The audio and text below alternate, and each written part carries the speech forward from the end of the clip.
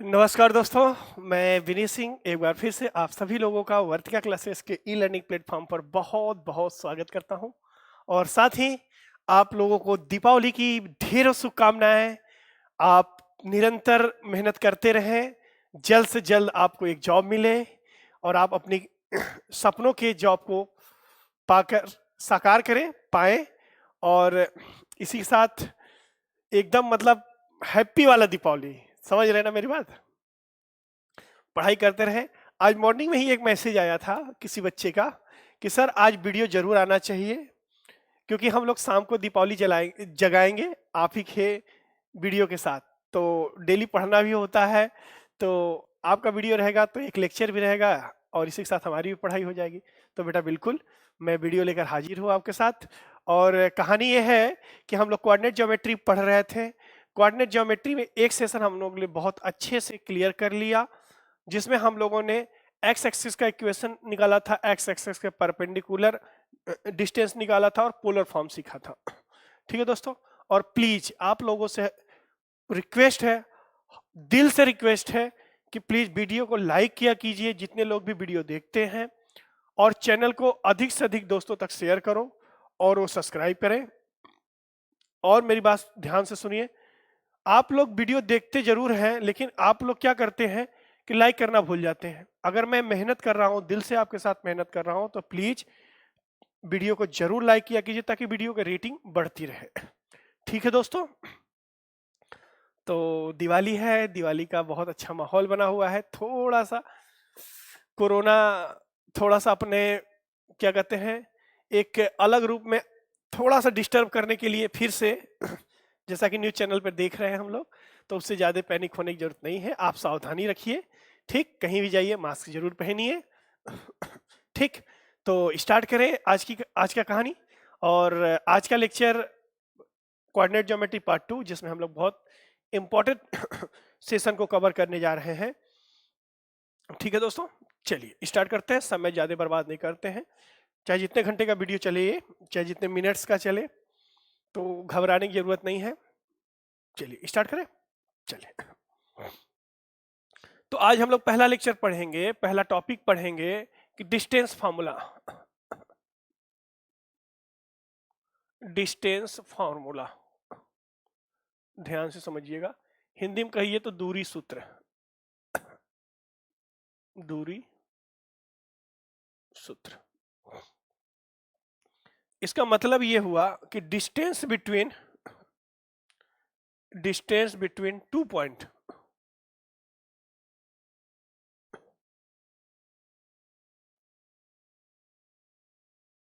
Two points. मान लीजिए एक पॉइंट ए है जिसके कोऑर्डिनेट x1 y1 है, एंड एक पॉइंट है बी है जिसके कोऑर्डिनेट x2 y2 है। इन दोनों के बीच की दूरी क्या होगी, या यूं कह लीजिए कि आप बचपन से पढ़े होंगे, जो लोग भी जरा सा भी इसका आइडिया होगा कि दो बिंदुओं के बीच की दूरी कैसे निकालते हैं, फॉर्मूला क्या होता है। फॉर्मूला सबको पता होगा, कैसे निकालते हैं वो देख लीजिए, बहुत आसान है। ये है x एक्सिस, ये है y एक्सिस, ये है आपका ओरिजिन। ठीक है, एक पॉइंट हम मान लेते हैं यहां पर है, एक पॉइंट यहां पर है। ये पॉइंट ए है जिसके कोऑर्डिनेट है x1 y1, और ये कोऑर्डिनेट है बी है जिसके पॉइंट है x2 y2। देखिए, कोऑर्डिनेट ज्योमेट्री में पढ़ाने के लिए तो बहुत कुछ है, लेकिन आपके लिए अच्छा रहेगा कि जो सिलेबस में है वही पढ़िए। ठीक, पढ़ाने के लिए तो मेरा कोर सब्जेक्ट रहा है, मैं इसको एकेडमिक तरीके से बहुत बेहतरीन तरीके से पढ़ा सकता हूँ और इसका लेवल हाई कर सकता हूँ, लेकिन उतना नहीं। कोशिश रहेगी कि लेवल हाई रहे, बेसिक से एकदम चलेंगे। मेरा पढ़ाने का तरीका है कि कैसे हुआ, कहाँ से हुआ, ये बात पहले क्लियर कर ले, उसके बाद सवाल कराएंगे। आप लोग सवाल देखिए, प्रीवियस ईयर का पेपर उठाइए, आप सॉल्व कीजिए। सभी मैं आपको पीडीएफ फॉर्म प्रोवाइड कर दूंगा, टेंशन मत लीजिएगा। ये दो बिंदु हैं, इनके बीच की दूरी आपको निकालना है। कैसे निकालेंगे ध्यान समझिएगा।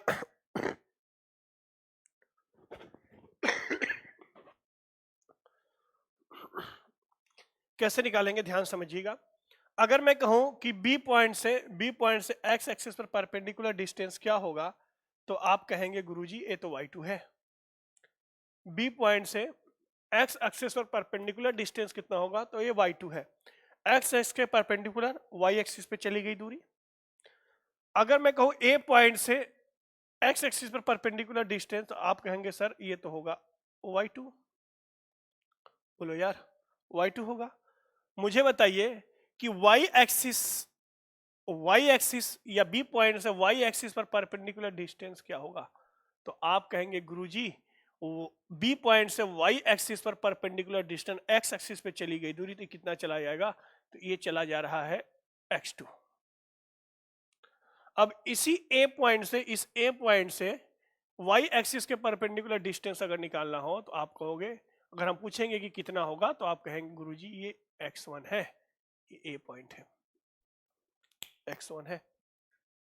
इसी लाइन को मैं आगे तक अगर बढ़ा दूं, तो ये भी परपेंडिकुलर रहेगा, पैरेलल लाइन है, परपेंडिकुलर रहेगा। मुझे बताइए, अगर मैं इस पॉइंट को C मानता हूं, तो मुझे बताइए कि ये डिस्टेंस कितना होगा, तो आप कहेंगे गुरुजी टोटल तो y2 है, y2 में से अगर ये y1 सब्ट्रैक्ट कर देंगे, y2 माइनस y1 ये बचेगा। बोलो हाँ या ना। सेम अप्रोच कि अगर मैं एक्स एक्सिस के परपेंडिकुलर लाइन जो ए से पास हो रही है उसको आगे तक बढ़ा दूं, तो ये परपेंडिकुलर होगा, हाँ या ना। मुझे बताइए कि ये वाली डिस्टेंस कितनी होगी, ये डिस्टेंस कितना होगा, तो आप कहोगे गुरुजी टोटल तो x2 है, टोटल तो x2 है, x2 में से ये x1 सब्ट्रैक्ट कर देंगे, x2 माइनस x1। बोलो हाँ या ना। अगर ये x2 माइनस x1 है, तो ये भी कितना होगा, x2 माइनस x1, क्योंकि परपेंडिकुलर है। एक लाइन पर जब दो लाइन परपेंडिकुलर हो, तो ये दोनों लाइन क्या होते हैं, पैरेलल होते हैं। ये बातें ज्योमेट्री में हम लोग अच्छे से सीखेंगे, ठीक है। अगर एक ही पॉइंट पर दो लाइन, ध्यान समझिएगा, एक लाइन पर दो लाइन अगर परपेंडिकुलर है, तो ये दोनों लाइन पैरेलल भी होंगी। या उल्टा भी इसका सही है कि दो पैरेलल लाइन, एक लाइन पर अगर दो पैरेलल लाइन है, तो दोनों क्या होंगी, सॉरी उल्टा नहीं कह सकते, परपेंडिकुलर के केस में कह सकते हैं। उल्टा जरूरी नहीं है, उल्टा तो ऐसे भी हो सकता है, सेम एंगल पे हो, अगर ये थीटा है, ये थीटा है, तो दोनों लाइन, ठीक। एक ही लाइन पे अगर दो लाइन परपेंडिकुलर हो, तो दोनों पैरेलल भी होंगी। चलिए, ए को बी से मिला दीजिए। ए को बी से अगर मैं मिलाऊं, यही डिस्टेंस निकालना है जिसको मैंने मान लिया डी। तो मुझे बताइए ट्रायंगल BCA, ट्रायंगल BCA एक राइट एंगल ट्रायंगल होगा। ट्रायंगल BCA कैसा ट्रायंगल होगा, राइट एंगल ट्रायंगल होगा। और राइट एंगल ट्रायंगल में आपको पता है कि पाइथागोरस थ्योरम क्या कहता है, राइट एंगल ट्रायंगल में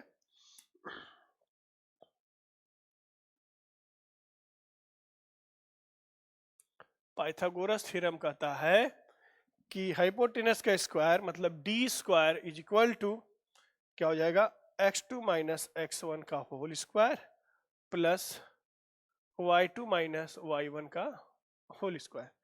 या कह लीजिए कि d equal to root of x2 minus x1 का whole square plus y2 minus y1 का होल स्क्वायर। ये फॉर्मूला होता है डिस्टेंस बिटवीन टू पॉइंट्स। ये फॉर्मूला होता है x2 माइनस x1 का whole square plus y2 minus y1 का होल स्क्वायर का रूट, ये डिस्टेंस होता है। ये हमेशा पॉजिटिव होगा। कई बच्चे ऑफलाइन में आते हैं, इस सेशन के बाद पूछते हैं कि सर ये बताइए कि इसमें प्लस माइनस दोनों होगा। बेटा डिस्टेंस है, डिस्टेंस कभी नेगेटिव नहीं होती, ध्यान से समझना इस बात को, डिस्टेंस नेगेटिव नहीं होती। तो ये बातें हो गई, क्लियर हो गई। चलिए आगे बढ़ते हैं थोड़ा सा और, कि यदि एक पॉइंट ओरिजिन पर हो, अगला पॉइंट इसी से रिलेटेड लिख लीजिए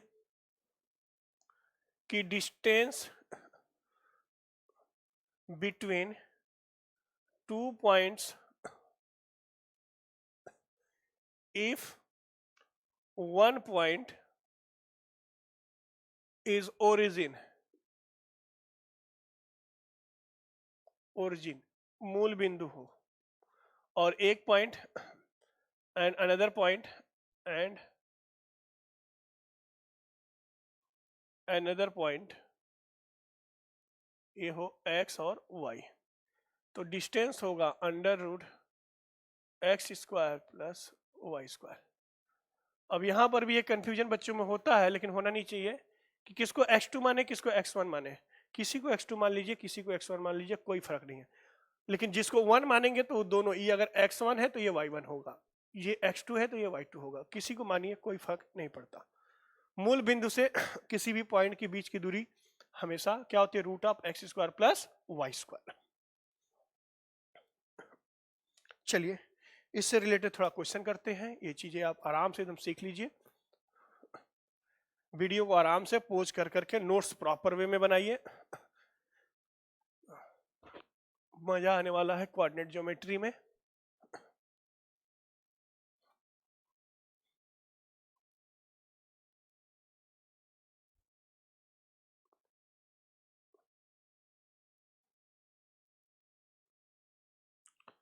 और पटाखे बहुत सावधानी से जलाइएगा आप लोग, खतरा बहुत ज्यादा रहता है दिवाली पे। न्यूज़पेपर में कल पढ़ने को मिलता है, कल नहीं परसों, कल तो पेपर आता ही नहीं है। ठीक, चलिए क्वेश्चन नंबर 7 तक हो गया था। आज हम लोग देखेंगे क्वेश्चन नंबर 8। देखिए क्वेश्चन नंबर 8 क्या कह रहा है।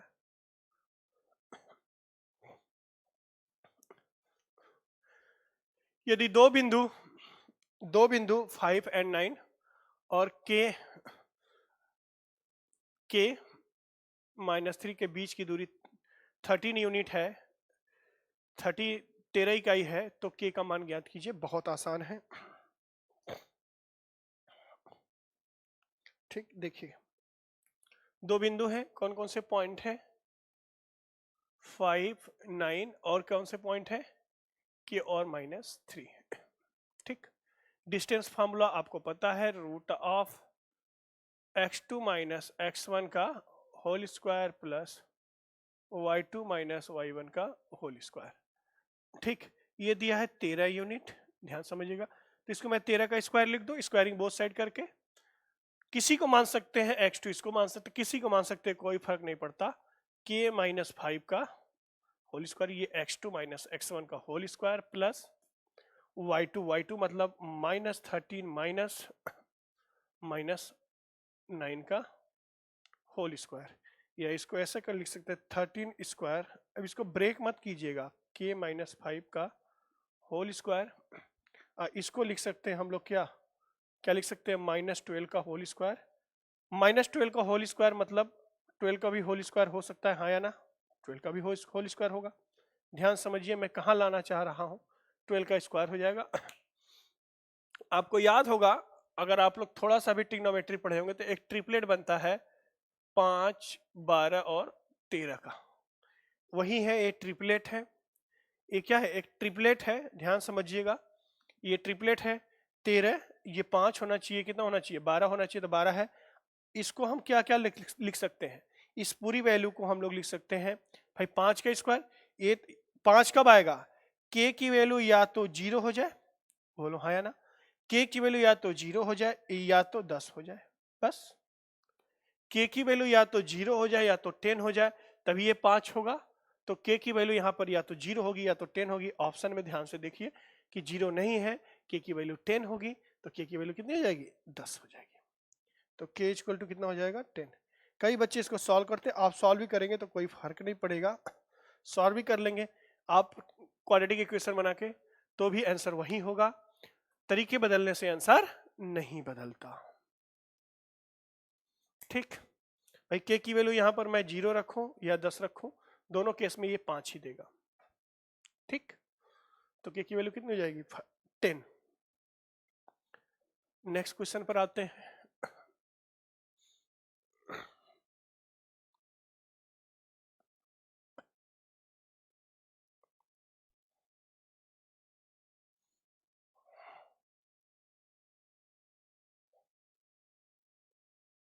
क्वेश्चन नंबर 9, ये क्वेश्चन नंबर 8 था, क्वेश्चन नंबर 9 बहुत ही अच्छा क्वेश्चन है। A point P x y lie on x axis and ये गलत लिख दिए हैं, वो इक्वी डिस्टेंस है बेटा, इक्वल डिस्टेंस है। R लिख दिया है, वो equal distance to the point A and B, equal distance पर है and B। Find the coordinate of P, x और y निकालना है।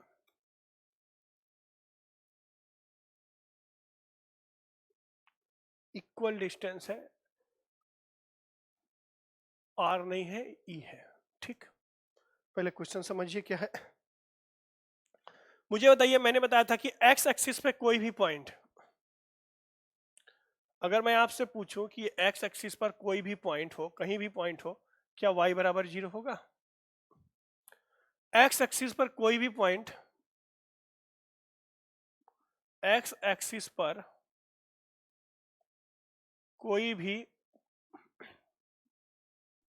पॉइंट क्या वाई बराबर 0 के बराबर होगा? हाँ या ना? वाई बराबर 0 के बराबर होगा, बोलो हाँ या ना।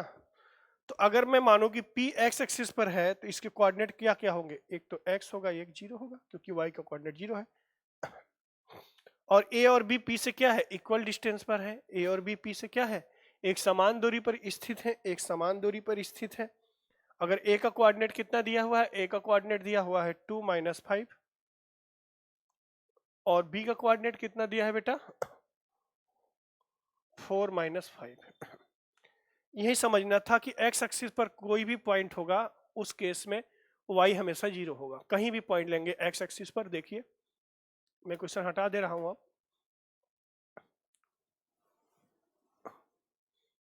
एक्स एक्सिस पर कहीं भी पॉइंट लेंगे आप, जहां भी लेंगे, वाई कोऑर्डिनेट क्या होगा? 0 होगा। एक्स एक्सिस का समीकरण ही होता है वाई बराबर 0।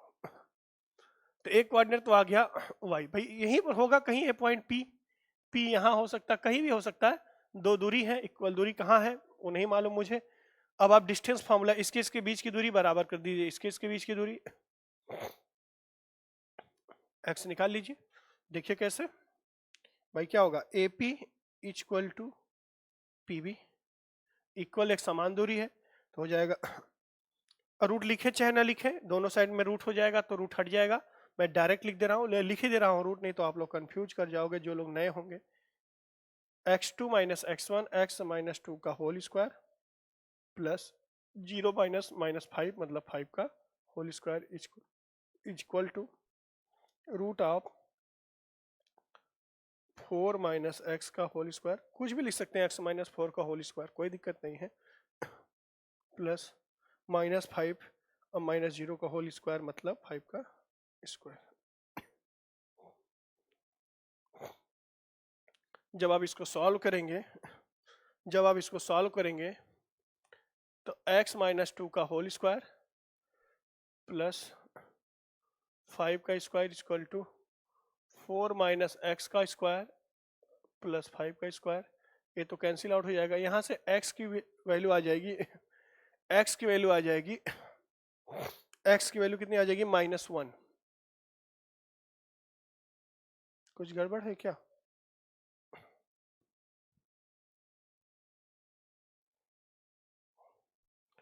कोऑर्डिनेट कुछ गड़बड़ है क्या? अच्छा, -4 और 5 है, एक मिनट, ये गड़बड़ हो गया, ये -4, ये गड़बड़ हो गया बेटा, प्लीज, ये -4 है, सावधानी से, वो तो ठीक है, तभी कह रहा हूं कि वैल्यू क्यों नहीं आ रहा है। -4, तो यहां से x की वैल्यू -1 आ जाएगी। x की वैल्यू -1 तो p के क्वाड्रेंट हो जाएंगे, p के क्वाड्रेंट हो जाएंगे -1 और 0। खत्म, बहुत आसान था। y तो 0 है, कौन सा ऑप्शन सही होगा? 9 नंबर देखिए फिर से, ऑप्शन सी।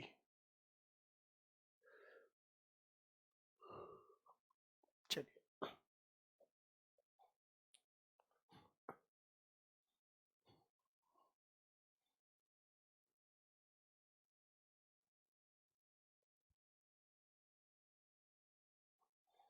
आप में कोऑर्डिनेट ज्योमेट्री बहुत आसान है, आपके सिलेबस में जो है बस इंट्रोडक्शन एक तरह से कोऑर्डिनेट ज्योमेट्री की, बहुत बड़े क्वेश्चन नहीं आए हैं, एकेडमिक लेवल के क्वेश्चन नहीं आते हैं, अब बहुत ही आसान होता है 3 क्वेश्चन सही करना, बहुत आसान। चलिए क्वेश्चन नंबर 10 देखिए, क्वेश्चन नंबर 10 क्या कह रहा है?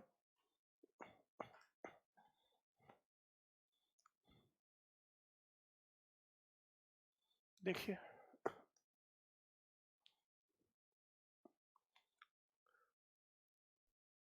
Find the relation between x and y such that the point xy या point p xy is equidistant from a point a इतना b इतना, ठीक।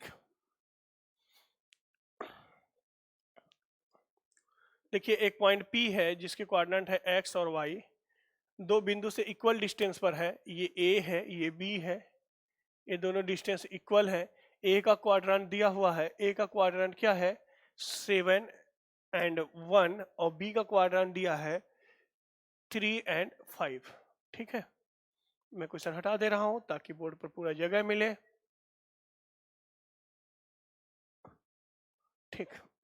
दोनों डिस्टेंस इक्वल है, मैं डायरेक्ट लिख देता हूं x माइनस 7 का whole square plus distance formula x2 minus x1 y minus 1 का whole square is equal to, यहां से भी कर सकते हैं x माइनस 3 का whole square plus y minus 5 का whole square,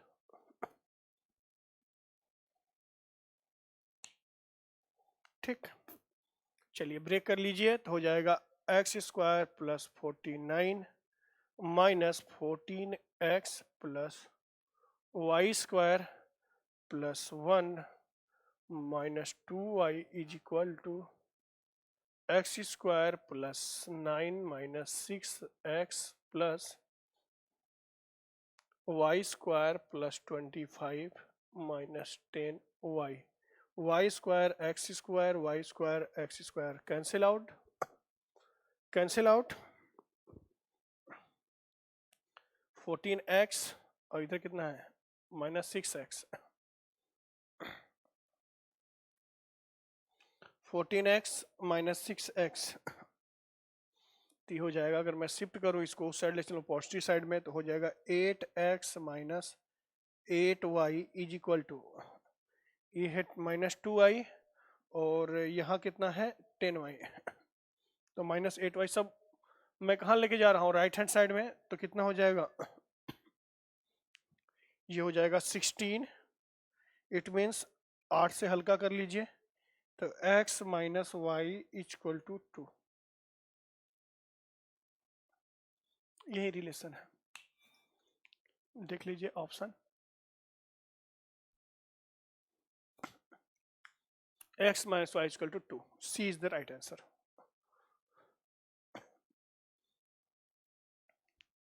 C is the right answer. चलिए आगे बढ़ते हैं।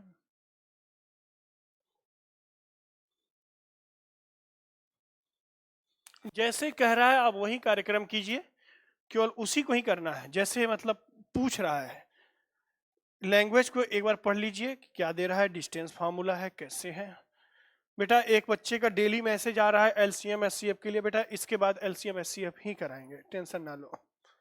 आइए अगले कॉन्सेप्ट की तरफ चलते हैं जिसका नाम है सेक्शन फार्मूला। सेक्शन फार्मूला, ठीक है। विभाजन सूत्र, सेक्शन फार्मूला दो तरीके से विभाजन होता है, एक होता है इंटरनली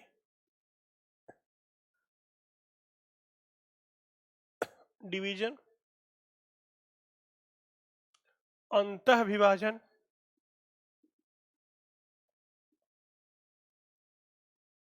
एक होता है बाह्य विभाजन। पहले अंतः विभाजन देख ले।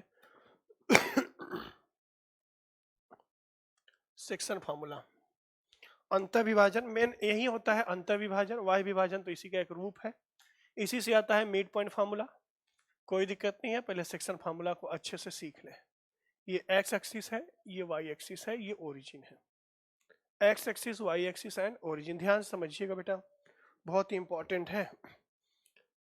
अगर मैं कहूं कि एक पॉइंट ए है जिसके कोऑर्डिनेट है x1 y1, यहां पर कोई पॉइंट है बी है जिसके कोऑर्डिनेट है x2 y2, ठीक है। मुझे बताइए बी से x एक्सिस पर परपेंडिकुलर डिस्टेंस कितना होगा y2, ए से x एक्सिस पर परपेंडिकुलर डिस्टेंस कितना होगा y1। ये बात क्लियर हुई, y2 y1। अगर मैं पूछूं आपसे कि ए से वाई एक्सिस पर परपेंडिकुलर डिस्टेंस कितना होगा तो आप बोलेंगे x1, x1, बी से y एक्सिस पर परपेंडिकुलर डिस्टेंस तो आप कहेंगे x2। ठीक, इसको आगे बढ़ाया, ध्यान समझिए बेटा। और हाँ, ए और बी को मैंने मिला दिया, ध्यान सुनिए थोड़ा सा बीच में। हाँ, अगर मैं कहूं कि ए पॉइंट पी है जो ए बी को m रेशियो n में डिवाइड कर रहा है, किस रेशियो में, m रेशियो n में, और p का क्वाड्रेंट है x और y, p का क्वाड्रेंट कितना है, x और y। ध्यान समझिए, मुझे बताइए p से x एक्सिस पर परपेंडिकुलर डिस्टेंस कितना होगा, तो आप कहोगे गुरुजी केवल y, केवल y। और P से मुझे बताइए P से y एक्सिस के परपेंडिकुलर डिस्टेंस तो आप कहोगे केवल x। इसको आगे बढ़ा दो।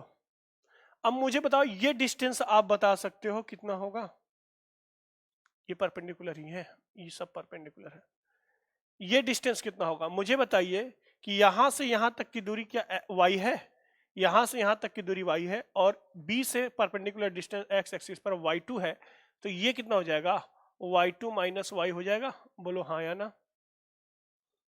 अब मुझे बताइए कि ये डिस्टेंस कितना होगा, ये वाली डिस्टेंस कितनी होगी, ये टोटल डिस्टेंस है x2, ये यहां P से परपेंडिकुलर डिस्टेंस है x, तो मुझे बताइए ये वाली डिस्टेंस कितनी हो जाएगी, x2 माइनस x हो जाएगी, बोलो हाँ या ना।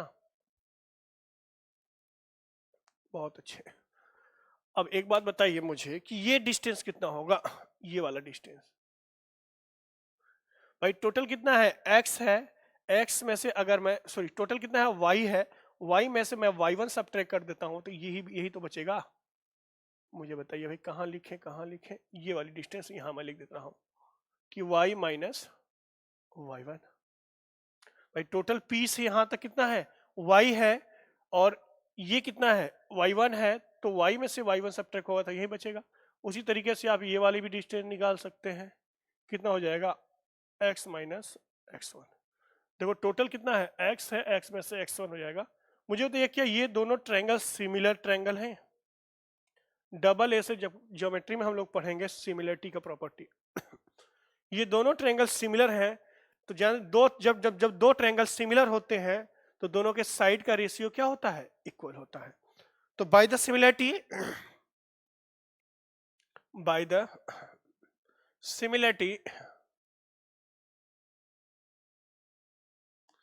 सिमिलरिटी हम कह सकते हैं कि m अपॉन के n इज इक्वल टू, पहले m वाला ट्रायंगल लिया है फिर n वाला लिया है, क्या हो जाएगा, सिमिलरिटी कैसे लिखा जाता है, क्या हो जाएगा,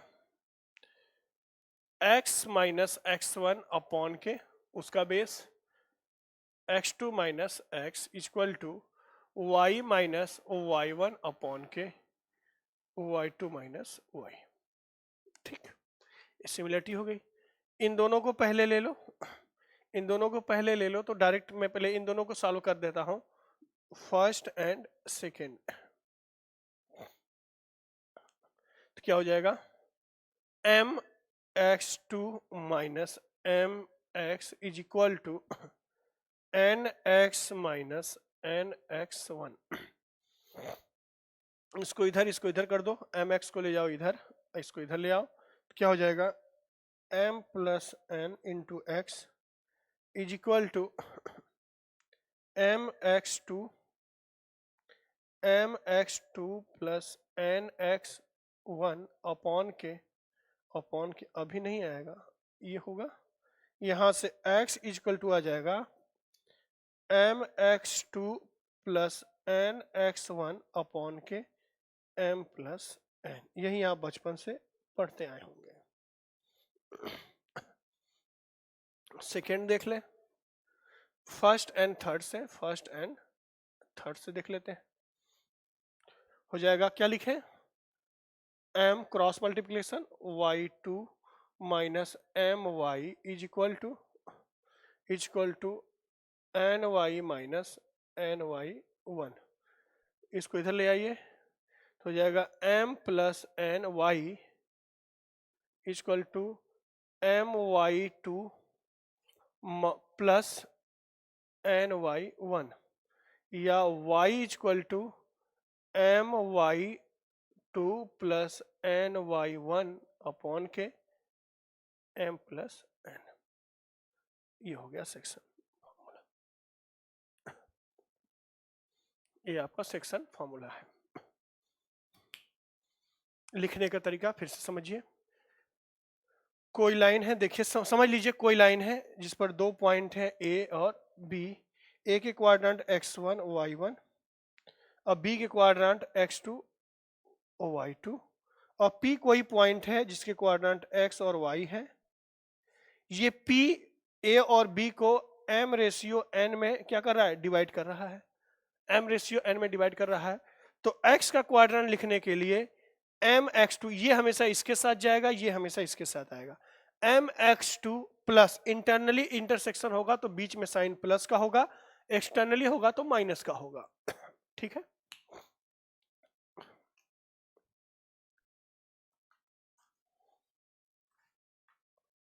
देखिए ये m जाएगा इसके साथ और ये n जाएगा इसके साथ।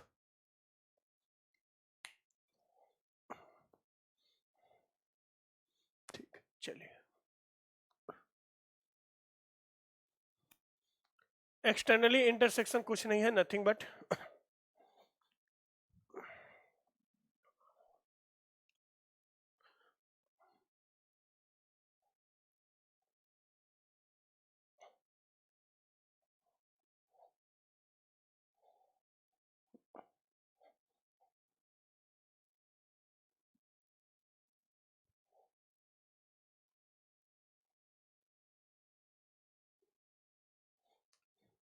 इंटरनली इंटरसेक्शन कुछ नहीं है।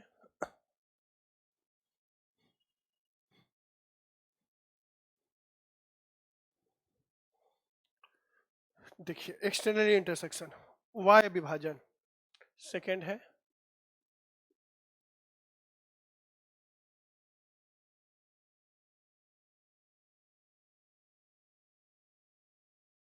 एक्सटर्नली डिवीजन लिखिए।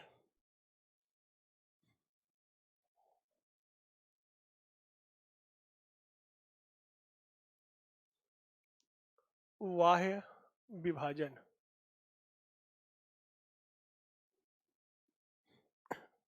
बाह्य विभाजन ये कुछ और नहीं है, देखिए ध्यान से, इसका मैं प्रूफ नहीं दे रहा हूं। ये A है, ये B है, ये पॉइंट P बाहर आ जाएगा।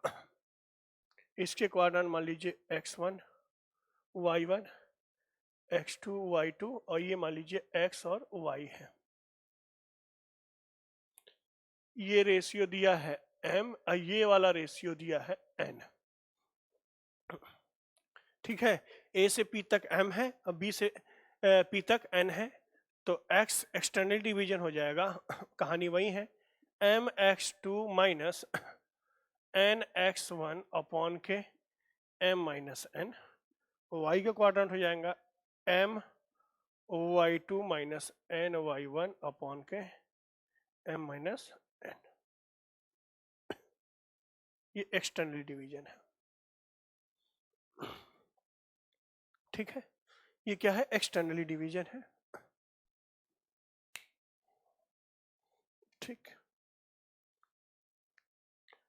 चलिए अगले कहानी पे चलते हैं। मिड पॉइंट, अगली बात करते हैं मिड पॉइंट।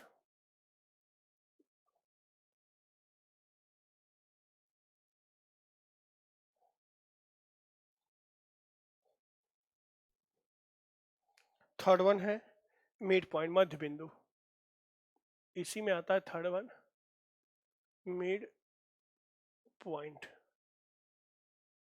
मध्य बिंदु। एक लाइन है ए और बी, ए का क्वाड्रेंट है x1 y1 और बी का क्वाड्रेंट है x2 y2। ये कोई पॉइंट P है जो ए बी के मिड पॉइंट पर है, x और y। मिड पॉइंट में मतलब रेशियो 1:1 का।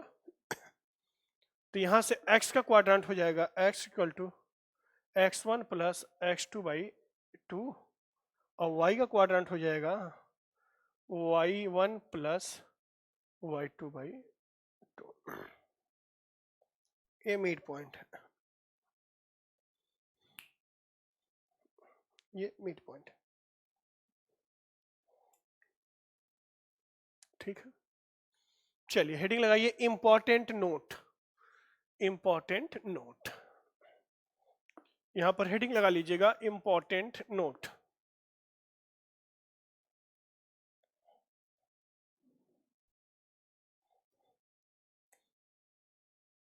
इंपॉर्टेंट नोट लिखिए to find ratio of m n, हमें एम एंड एन का रेशियो निकालना है, रेशियो ऑफ एम एन कैसे निकालेंगे? To find ratio of m and n, कुछ नहीं करना है, ध्यान समझिएगा। एम एन का अगर रेशियो निकालना हो, सब कुछ दिया हो, ये ए दिया हो x1 y1, ये बी दिया हो x2 y2, ये p भी गिवन हो x y, और आपसे पूछे कि m और n का रेशियो क्या होगा। क्या मैं एम एन के रेशियो को, इसको मैं डायरेक्ट ऐसे लिख सकता हूं, ये रेशियो है एम एन, अगर मैं दोनों साइड में n से डिवाइड कर दूं तो ये m बाई एन हो जाएगा, और रेशियो कितने का बन जाएगा? 1 का बन जाएगा। और इसी एम एन को हम क्या अगेन फिर से मैं लेमडा मांग सकता हूं, तो ये रेशियो हो जाएगा लेमडा इज टू 1 का। बोलो हाँ या ना? लेमडा इक्वल इंटू 1 का रेशियो हो जाएगा। लेमडा की वैल्यू किसके बराबर है? m by n. ध्यान समझना, हम जितना भी क्वेश्चन करेंगे सब इंटरनली डिवीजन से करेंगे, बस हम डिपेंड करता है कि आगे चल के कि ये इंटरनली होगा कि एक्सटर्नली। अगर लेमडा की वैल्यू अभी मैं लिखाऊंगा थोड़ी देर में, यदि लेमडा की वैल्यू पॉजिटिव आ जाती है तो जो डिवीजन होगा वो इंटरनली होगा, यदि लेमडा की वैल्यू निगेटिव आ जाती है तो ये डिवीजन क्या होगा? एक्सटर्नली होगा। मेरी बात समझना, मैंने क्या कर दिया, मैंने इस रेशियो को लेमडा इज टू 1 में मान लिया। सपोज इतना सॉल्व करने के बाद, जैसे मैं सॉल्व कर लूं, x के लिए सॉल्व करूं तो बताइए मुझे क्या हो जाएगा? x बराबर हो जाएगा, कितना हो जाएगा? Lambda x2 plus lambda x2 plus x1 upon के लेमडा प्लस 1। सपोज यहां से सॉल्व करने के बाद लेमडा की वैल्यू, सपोज लेमडा की वैल्यू मान लीजिए आ गई 3/5, लेमडा की वैल्यू 3/5 आ जाएगी, तो m और n का रेशियो कितना आ जाएगा? 3 और 5 का, 3:5 का। यदि सपोज लेमडा की वैल्यू क्या आ गई? सपोज लेमडा की वैल्यू आ गई 4, अब 4/1 लिख सकते हैं, तो m और n की रेशियो कितनी आ जाएगी? 4:1 का रेशियो। सपोज सपोज लेमडा की वैल्यू आ गई -3, सपोज लेमडा की वैल्यू आ गई -3/1, -3 कुछ और नहीं है, ये बताता है कि अब यहां क्या हो जाएगा? एक्सटर्नली डिवीजन हो जाएगा, एक्सटर्नली डिवीजन हो जाएगा, और रेशियो m और n का रेशियो 3:1 का ही होगा। लेकिन ये क्या होगा? Externally, externally division. अगर पॉजिटिव आता है तो इंटरनली। नोट करके लिख लें कि यदि लेमडा का रेशियो, यदि लेमडा की वैल्यू, जो भी लिखना हो, यदि लेमडा की वैल्यू पॉजिटिव हो तो इंटरनली डिवीजन, और यदि लेमडा की वैल्यू नेगेटिव हो तो एक्सटर्नली डिवीजन।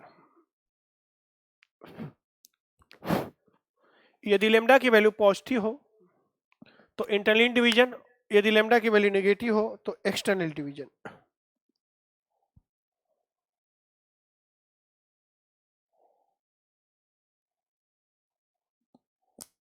ठीक है।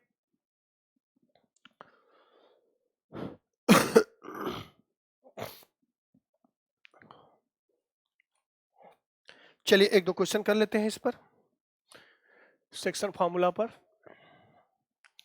नोट्स प्रॉपर वे में बनाइएगा,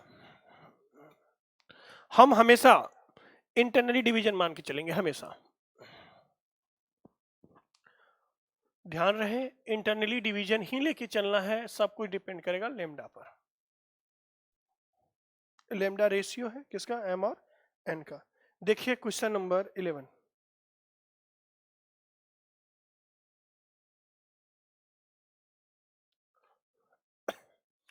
बिंदुओं 3, 4, 8, 5 को मिलाने वाली रेखाखंड को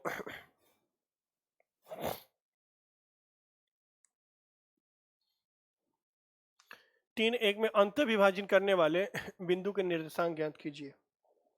आसान है, कुछ नहीं करना है।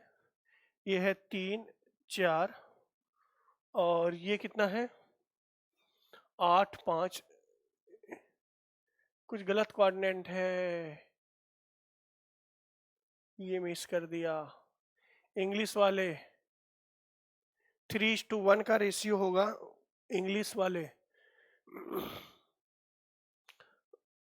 कोऑर्डिनेट भी गलत लिखा है। हिंदी में -3 कर लीजिएगा, ये -3 है, कितना है,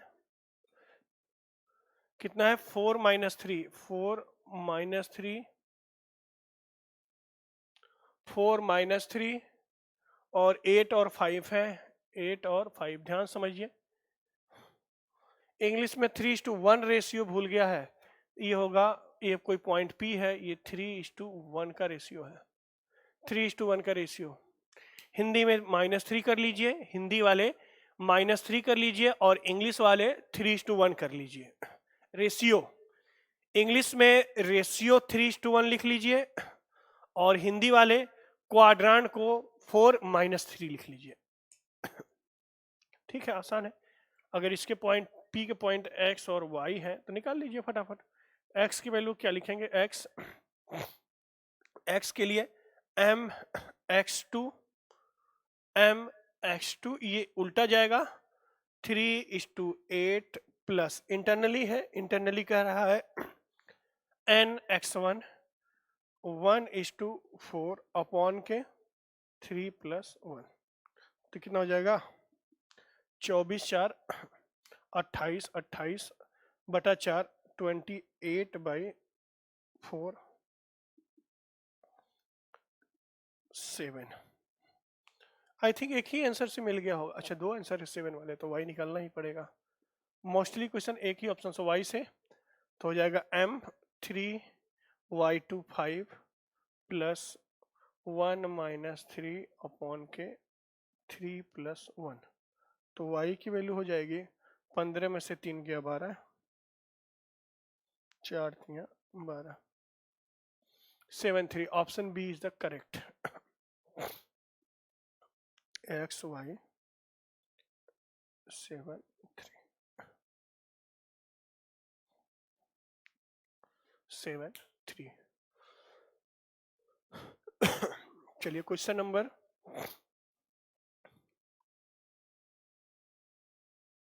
करेक्शन मैं कराता चलूंगा, कोई दिक्कत नहीं है, मैं देखता हूं, मेरे पास भी लिखा हुआ है ओरिजिनल PDF।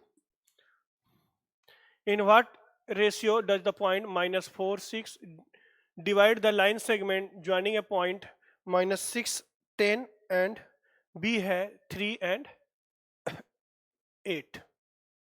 ठीक है, किस रेशियो में डिवाइड करेगा। अब यहां पर नहीं पूछा है कि अंतर डिवाइड करेगा कि वाह डिवाइड करेगा, भाई इंटरनली इंटरसेक्शन है कि एक्सटर्नली है, कुछ नहीं है, तो हम इंटरनली ही मान के चलेंगे। देखिए आसान आसान क्वेश्चन है, 2 पॉइंट हैं, कौन कौन से पॉइंट हैं, A और B। A कितना है -6 10 और B कितना है, B कितना है 3 और 8। AB है, कोई पॉइंट है P जिसके क्वाड्रेंट है -4 6, ये लेमडा और 1 में डिवाइड करेंगे। आपको पता होना चाहिए लेमडा = m/n, ये बाय डिफॉल्ट होता है।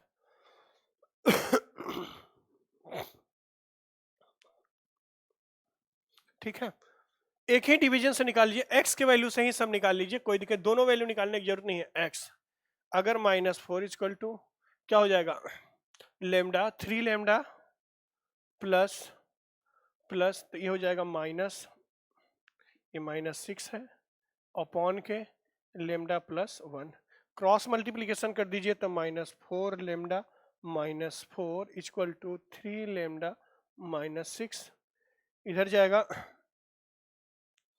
जाएगा तो कितना हो जाएगा 7 लेमडा = ये इधर आ जाएगा 2, तो लेमडा = 2/7, तो m और n का रेशियो आ जाएगा m/n 2:7। 2:7, option A. लेमडा 2/7, तो m और n का रेशियो 2:1। ये इंटरनली होगा क्योंकि लेमडा की वैल्यू पॉजिटिव आ रही है। लेमडा की वैल्यू क्या आ रही है? पॉजिटिव आ रही है। लिख लेना यहां पर। ठीक है दोस्तों, तो आज की कहानी यहीं तक। मिलेंगे मंडे को नए एनर्जी नए उत्साह के साथ। भाई दिवाली आपकी बहुत अच्छी हो। फिर से मैं बोल रहा हूँ आप सभी को, जितने भी मेरे स्टूडेंट्स हैं, जितने भी मेरे सब्सक्राइबर हैं, सभी को दिवाली की ढेरों शुभकामनाएं। और अच्छे से दिवाली मनाइए, सुरक्षित दिवाली मनाइए, घर में अच्छी अच्छी मिठाइयाँ खाइए, ठीक। और चैनल को प्लीज सब्सक्राइब शेयर जरूर कीजिए, सब्सक्राइब कीजिए, और ध्यान रखिए लाइक जरूर कीजिएगा। प्लीज सभी से मेरी रिक्वेस्ट है, लाइक जरूर कीजिएगा। Thank you so much. मिलते हैं मंडे को नए एनर्जी नए उत्साह के साथ।